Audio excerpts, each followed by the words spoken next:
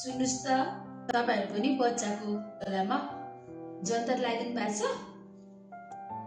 कहाँ गएर कता कता गएर बनाएर लगाइदिनु भयो होला।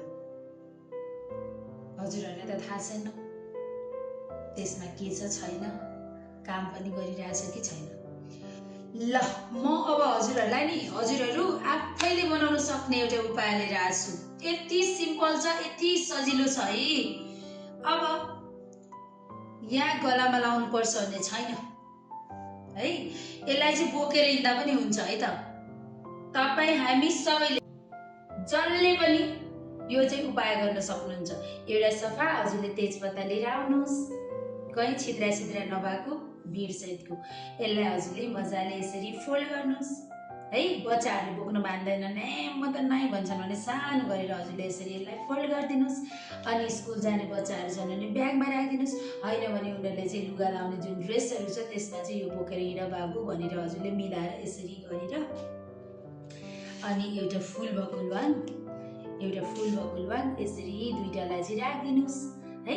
बाहिर राख्दा मन पराउँदैन भने यसलाई गाडिदिनुस्, यसरी गाडेर राखिदिनु हुन्छ, हैन भने यहाँ भित्र यसरी राखिदिनुस्।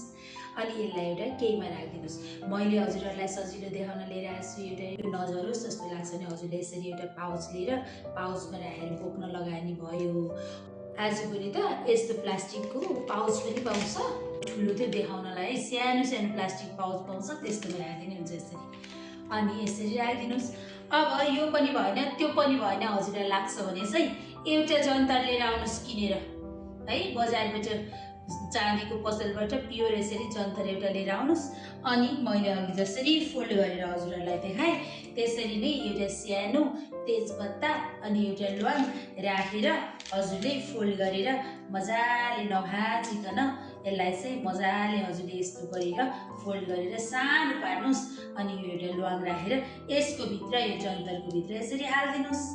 अनि हालेर जन्तरै लगाएर हिँडाउनु भए पनि हुन्छ, जे गर्नु भए पनि हुन्छ। हेर्नुस् है, यति धेरै बलवान हुन्छन् बच्चाहरू, यति धेरै नेगेटिभ एनर्जी भने उनीहरूको छेउछाउमा आउँदैन। चारैतिर चाहिँ उसलाई चाहिँ प्रोटेक्सन, यसले चाहिँ प्रोटेक्ट गर्न स्टार्ट गर्छ। हेर्दा एउटा तेजपत्ताको पत्ता देख्नु भएको छ है, गरेर हेर्नुस्। एउटा ल्वाङ देख्नु भएको छ है, गरेर हेर्नुस्।